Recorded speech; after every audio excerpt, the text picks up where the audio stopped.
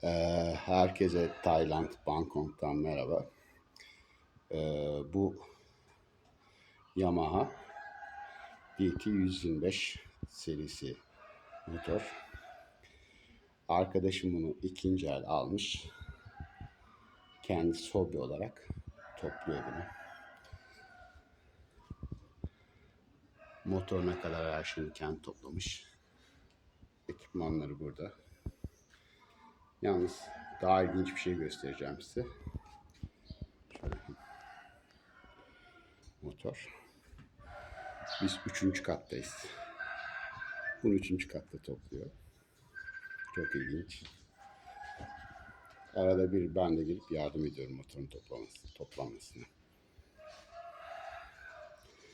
Orijinaliyle bir orijinal parçaları topluyor. Zevkine göre motoru yeniden dizayn ediyor.